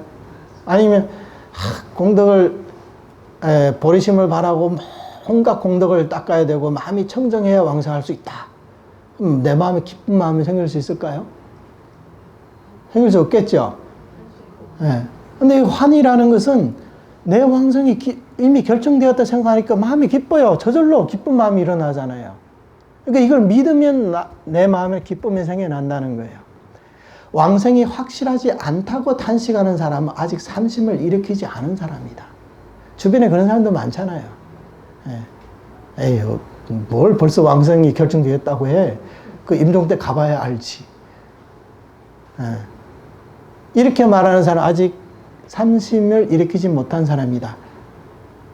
삼심을 일으키지 않았기 때문에 기뻐하는 마음이 없는 것이니 그렇다면 의심을 품는 까닭에 탄식하는 것이다. 의심을 품기 때문에 그렇다는 거죠. 의심을 품고 나면 어떻게 돼요? 또 자평잡수를 하게 되고, 자평잡수를 하게 되면 아까 여기서 말씀하신 것처럼 의심하면 연꽃이 피지 않는다. 이런 결과를 초래하게 된다는 거죠. 그래서 우리는 올바른 전승을 통해서 우리가 이제 전수연불이라는 이 흔들 수 없는 이런 교리적 초석을 이제 다지게 된 그 논서가 바로 이행품이라는 겁니다. 그래서 우리는 이행품의 가르침을 따라서 항상 부처님의 본원은 이러하다. 이 본원을 확실히 믿고 일생 동안 퇴전을 하지 않고 일양전념하는 연불행자가 되기를 바랍니다. 네, 여기까지 하겠습니다.